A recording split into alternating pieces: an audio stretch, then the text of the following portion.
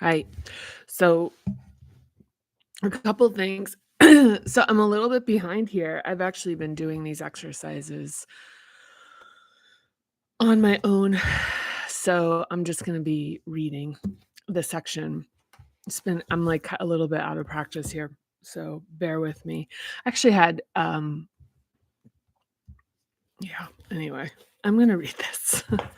So full disclosure for this creating and building this manifestation practice, I've been doing it along along with the readings, and actually similar to how reading the entire book worked for me and showed me what it is. And I'm a little rusty today, so it's going to probably take me a minute to kind of get into a little bit more of a flow here, so bear with me. Thank you if you're going to bear with me. But I guess I want to just share what has been like what's been happening in my own practice and even connections to how it's supported by the ascension process, like the from like basically the entire book. So for the creation and building process, yeah, I'm a little spacier than I expected to be right now. So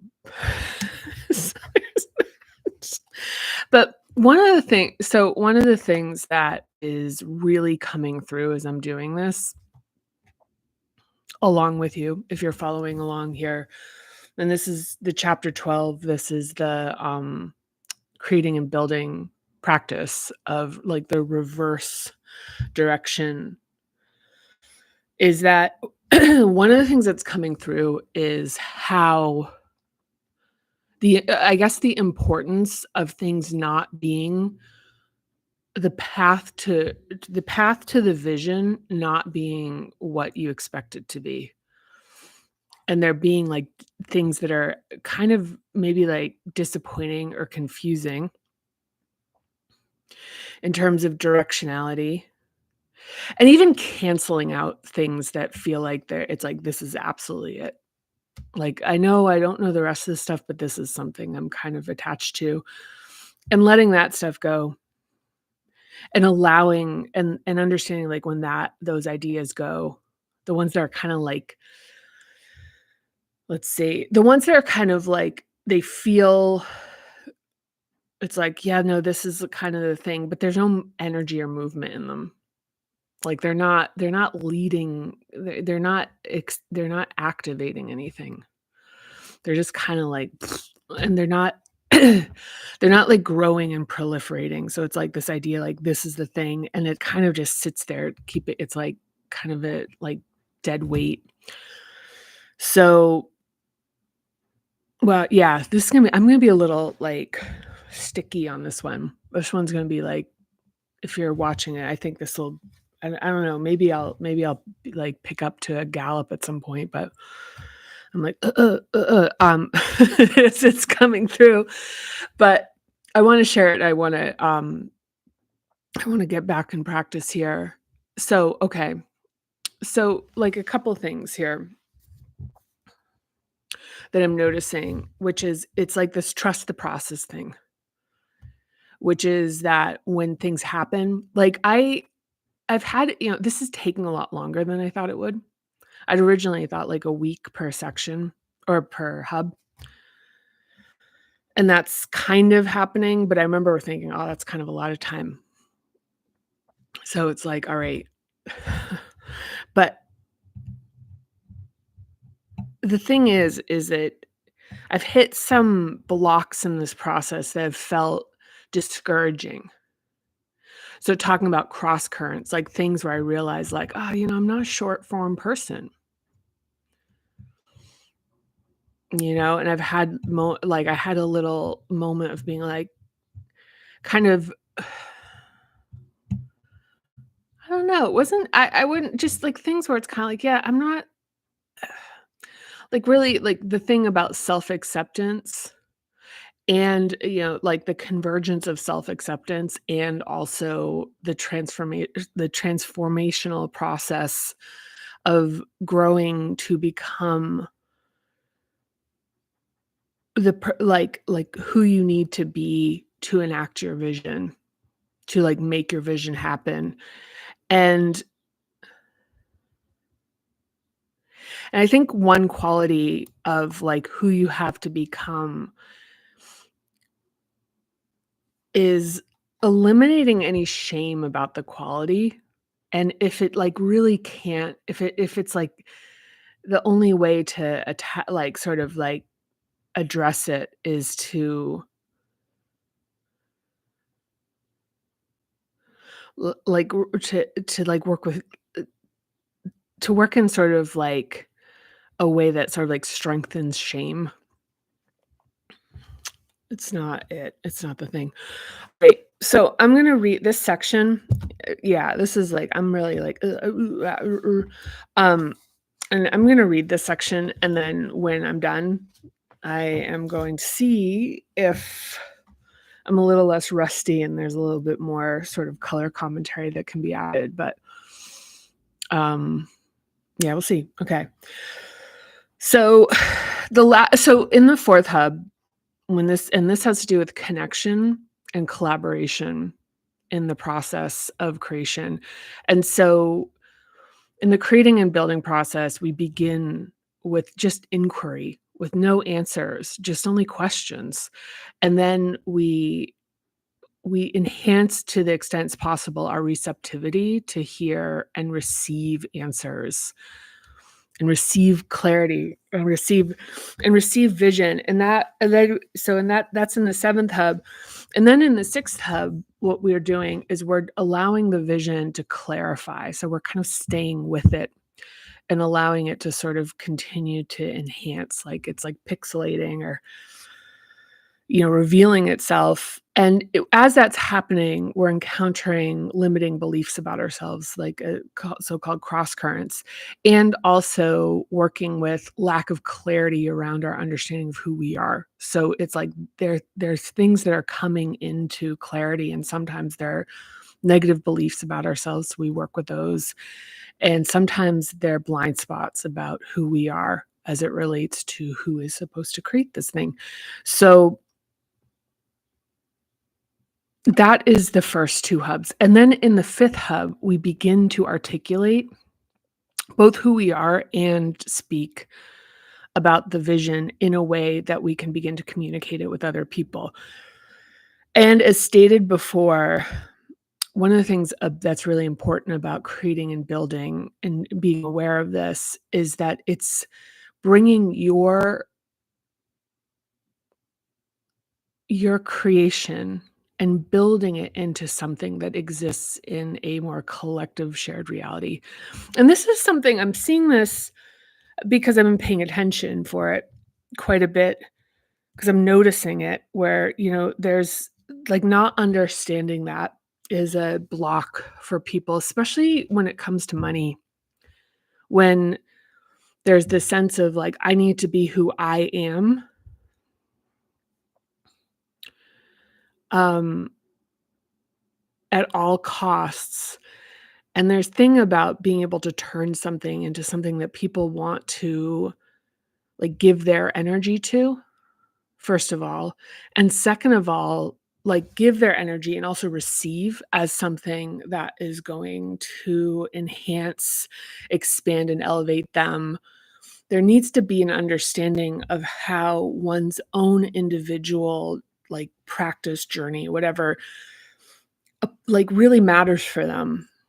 So, and this is one of the things where you get people that are resentful of, or even people like when their businesses are failing, they're like, "Why aren't you backing me? Why aren't you backing me?" To people. Like they're resentful that friends aren't supporting them or, like people aren't coming to their aid, which is also sort of like an adapted thing kind of showing up, rearing its head, about feeling, yeah, like about feelings. But the reality about creation and building is that you're connecting to the experience of other people. Because if you just need it to be yours, you can build it in your head. Like, it's already built to that extent. It's already built, as you're going through the 7th and the 6th hub, and to a even a certain extent, the 5th, and you're clarifying and you're coming into this notion of your vision, like, it can exist in your mind, the existence of it. And connecting it to, I guess what is now called the 3D world, connecting it to the 3D world is that it needs to actually start to, abide somewhat by the rules of 3D. Like, money is a, 3D concept. It's like exists in the, like, material world in the matrix or whatever. So, there's this kind of this process that happens here, and this really is the transformation and transmutation and magic, is turning something that has been in this, like, been received from this sort of sort of inspired connection, and whether that's from the outside or whether it's from your inside, it's really the same thing, but the belief system of, like, this is beyond me, or that inside of you is so vast and extraordinary, doesn't matter, it's the same notion. Um, but this is the magical alchemy of manifestation, is the connecting it to what matters for other people, what resonates with other people, what matters to other people. And it can be frustrating because you could be preaching to the wrong people. And that's another thing that can be challenging, is understanding, like, reaching the right people, and this is why in the 5th hub it's important, and even revisiting, sometimes we have to, like, go back up the hubs and travel back down, is revisiting, and I've been doing this with Parinama for the last year or so, which is really kind of like cycling through this, is figuring out, like, who is this for, and who am I talking to, and who am I trying to reach? Yeah. So this process is kind of, like, maybe it's like, instead of a direct down, it's kind of a spiral. Yeah, anyway, enough of that. So make a list. So this is the exercise. Do this exercise. As we're okay, actually I'll finish what I was saying. So it's clarifying, like, or at least coming to a point where you can articulate some version your of your project, of your aspiration. And now it's about enrolling other people. And the last setup was really about setting the stage for involving other people. I'm not going to speak too much to that because I did the whole last section on that. But the importance of valuing people's energy and their attention and their work, and not and being very mindful of how predatory that these arrangements can be, of tagging people in and getting them to work for your dream, your vision, your thing that you want to create, without a clear understanding of, like, how it supports them in their own life, their process, their vision, just in their aspiration, their actualization. And in simple terms, this relates to compensation for work. So, okay, so exercise the dream team.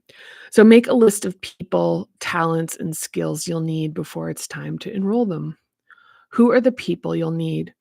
You don't always get whom you want or expect to, but it's useful to consider the specific functions you'll need to fill, and the people you want on your team. The dream team that can be both a practical list and a wish list of ideal contacts and advisors who are currently outside of your network.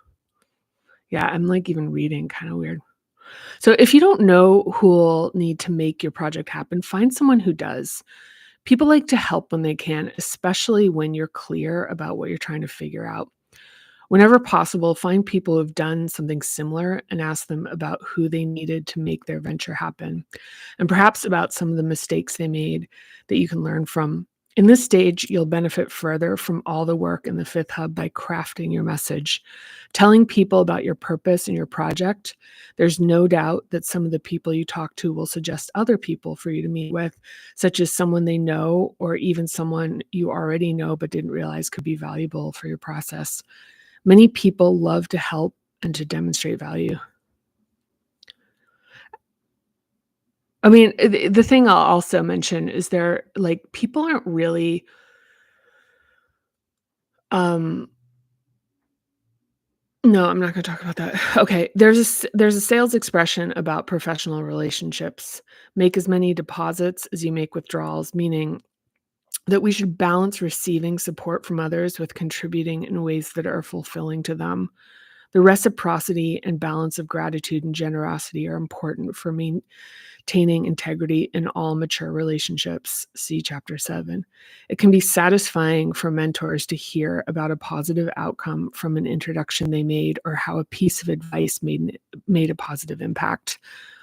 This makes giving in the future a more appealing proposition.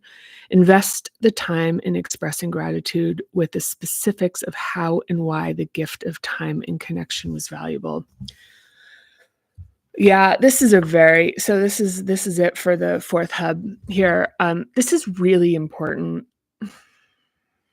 And what we're about to get into in the third hub is probably the more conventionally understood aspect of building, because we're getting into a lot of the stuff about work and process and actually there's a lot in here actually, or maybe not so much. Maybe I just felt like writing it was a lot. So it's like purpose, making tasks manageable, planning, accountability, handling obstacles and distractions, and delegating. This section is about what I think is the most commonly understood practical reality of building things.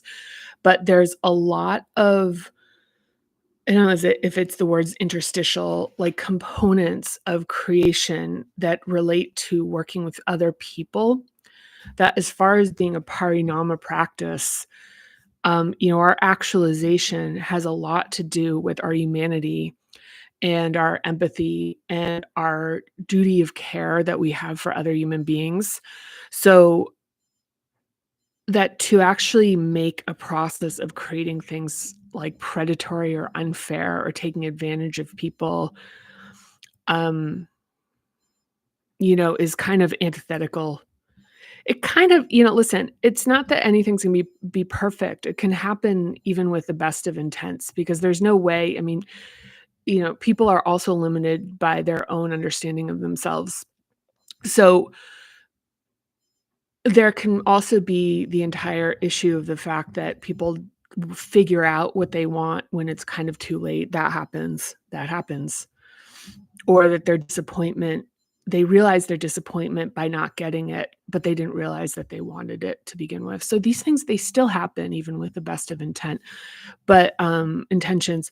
But the thing I just want to point out is that your intent and your intentions in building things and bringing people in is for their highest good, that you can understand, that you can comprehend, that your intention is clear and clean, as clean and pristine as possible as far as your intent with other people. And I'll say that has been for Parinama, that's been a really interesting learning for me. And also an interesting part of this process, which is like the enrollment of people.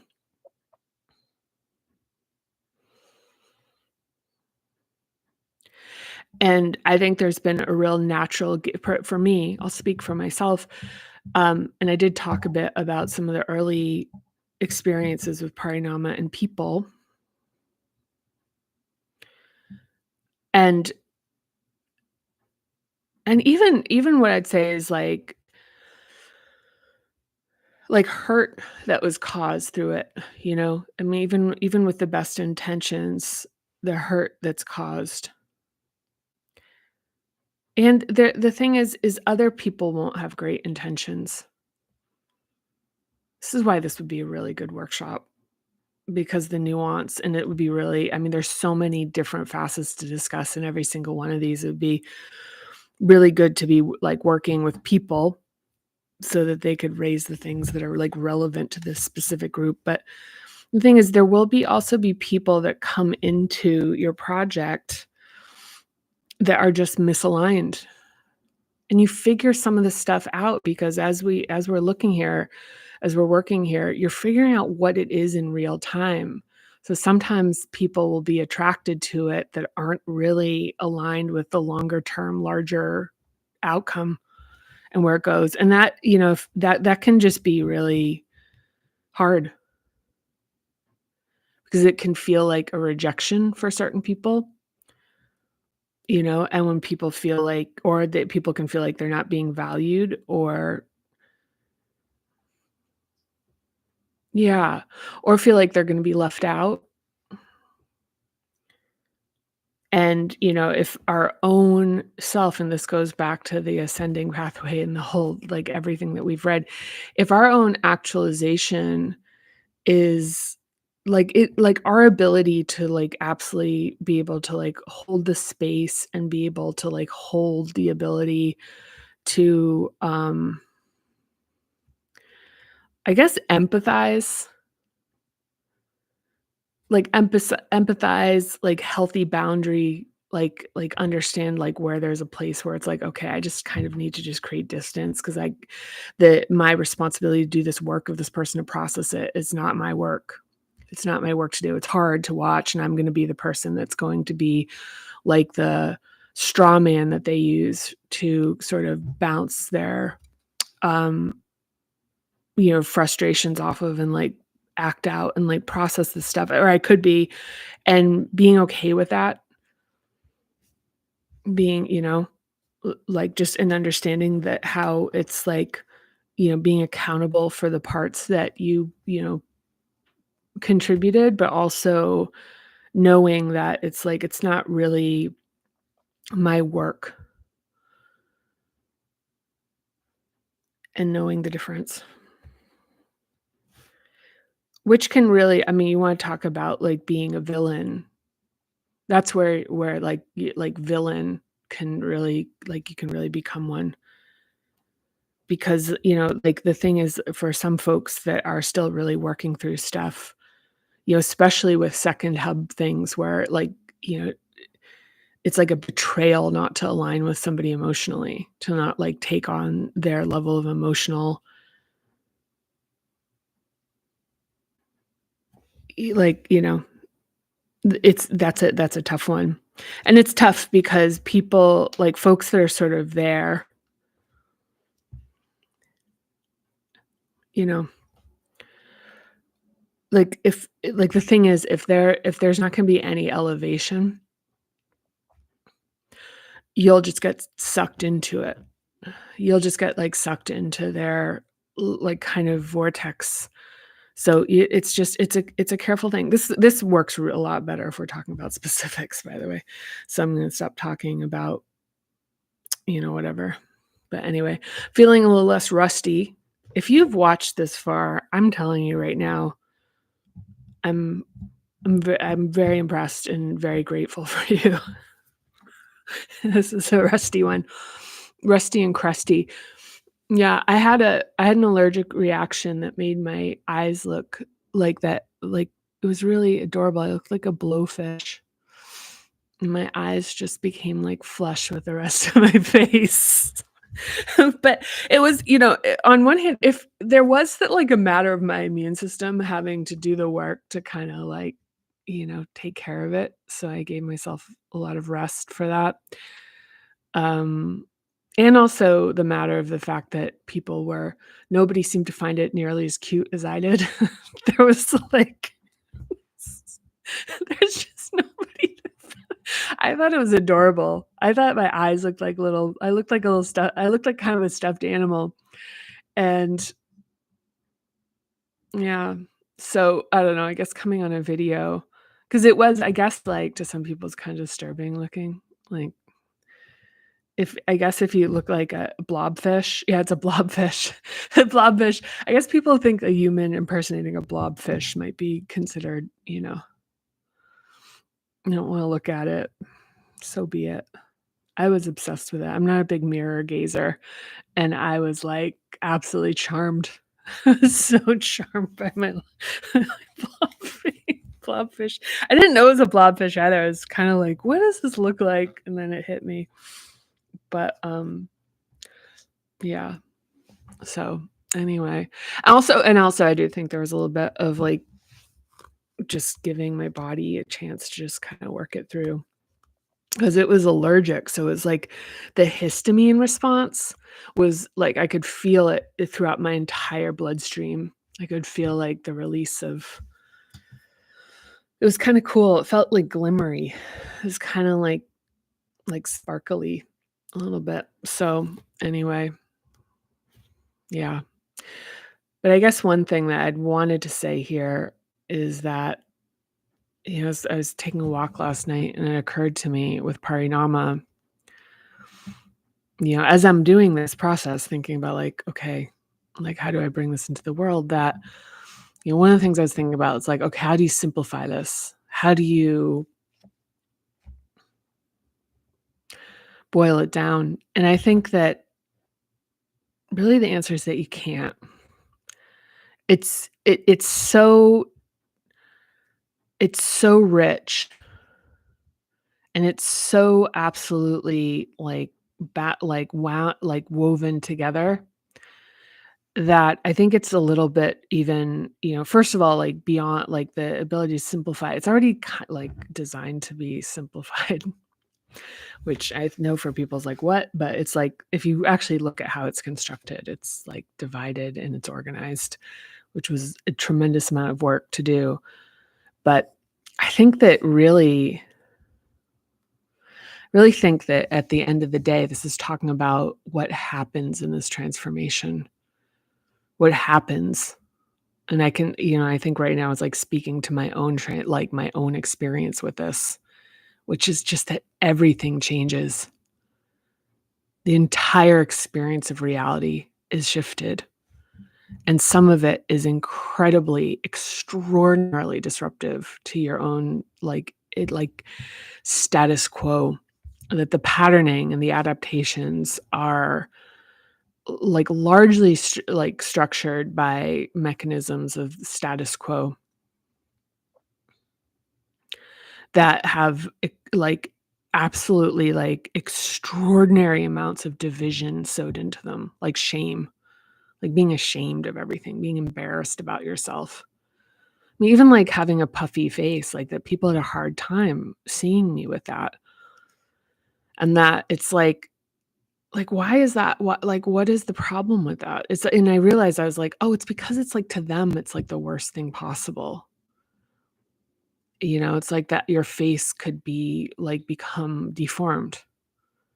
Like that would be very like the word like, you know, for the people that were like, oh my, like just couldn't get past it. It's like, yeah, because it's like, and I guess my thing is like, well, what if I was deformed? And I'd still have to operate in the world. I still love myself just as much. And to love myself, depending on how people treated me, would be revealed even more. The challenge of that, or like the flaw in that, the flaw in relying on other people to show you how lovable you are, people's reaction to you to be represent some form of truth. But I think that that's, like in progress, like as far as the understanding of saying like, look, I'm not afraid, like I'm at ease, and that everything changes. Everything changes. Physical body. health, even my skin, my hair. So weird. I don't was this has this I don't think this has always been backwards, but maybe I'm yeah, it's backwards. I don't know why that flipped the camera, because like, I guess it doesn't like, you can't see it, but this is my right hand. I guess it's always been like that. Suddenly I'm noticing it. Um, but just that reading it like to the to your like capacity to like what's possible for you is reading at least a section a day. By section, I mean like a header and the text in it. And it will take at least a year. It'll take at least a year, but the processing of it slowly but surely will lead to transformation. And the idea, like, I know that there's a thing where it's like, oh my God, a year. It's like, you don't want this any faster. In fact, a year is like, was literally like being like, was really intense. Like a year. And I'd written the book. So it wasn't like any of this stuff was like it's like this is so early in its existence, and I'm kind of like the first reader of it, really. I mean, people have read the book. Actually, yeah, but I think that yeah, but most people haven't.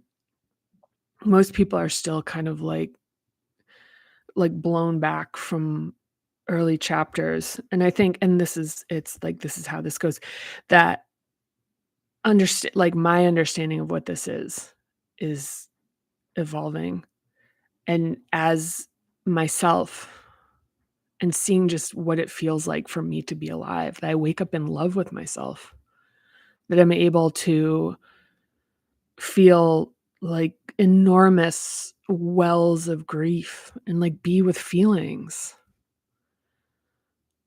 I'm on my side all the time.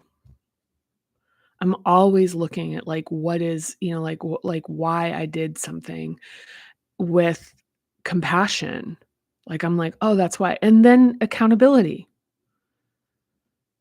So it's like, "Oh yeah, that's something that I do."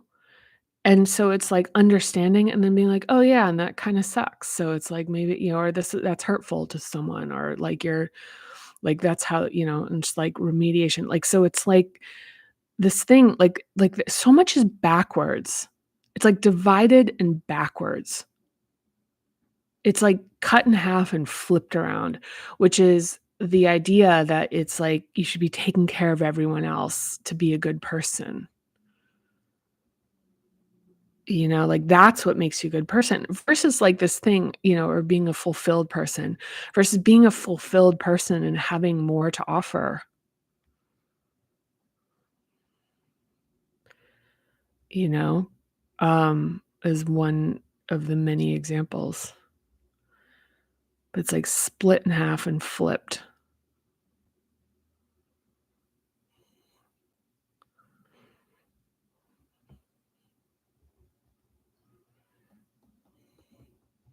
So, yeah. Ding.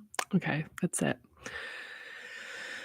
So, I'm sending you so much love and appreciation. Thank you. Thank you, thank you.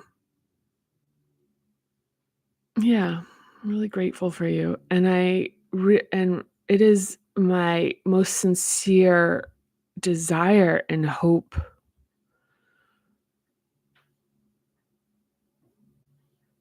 for everyone who this is applicable to is finding this and feeling the way I feel, being able to have this. And, one of my tired old patterns is being like, "Look," like, it's not tired old pattern, but is it tired and old? Yeah, it's tired. It's old.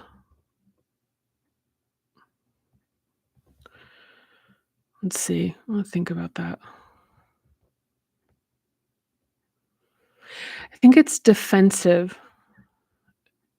It's a defensive pattern.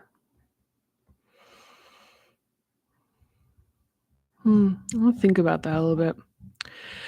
Um, but one of my thing and I don't know if it's tired. I think it kinda there's something that makes some sense to it, which is that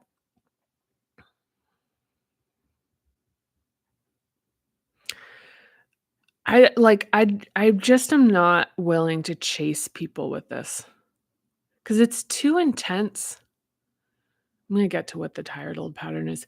It's too intense, it's too disruptive, and for me to be and this has been very noticeable for anyone who knows me as far as my promotion of the book has, like, really disappeared, is that if this isn't for you, you need to come knocking for this. And I think part of it is understanding what it is, which is, like, transform everything. Transform everything and be released. Be released. Be free. Freedom. To become free, to see, to feel.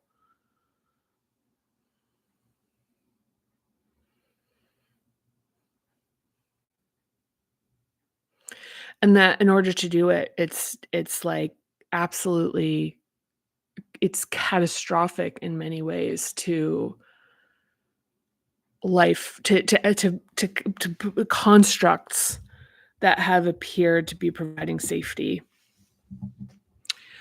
and that the process of deconstructing that it's just I literally can't imagine now, and I don't know if this will change, I can't imagine foisting this on somebody and saying, "Hey, there's this path."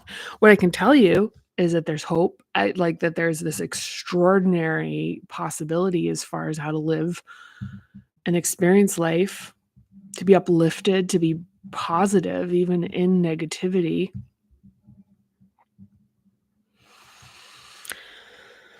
Yeah, but, the thing is that it's just really the whole idea of, like, creating a consumer product out of this has been it, like, really, like, create it just is come up against a really considerable challenge for me, something I'm working through right now. It's like, how does this exist as something that I present to the world, as I offer to the world that is fair and safe to people? I think if anything, I wanna be like, "Don't do it." If you can like, stay on drugs, if you can stay doing whatever, like, if it's like, but I don't know. I should probably stop talking now, but okay, that's it. That's it for today. Thank you again, and I appreciate you so much. I don't know if you can still see I think the eyes don't look as blobfishy anymore. I don't know. But here we are. Okay. Bye for now.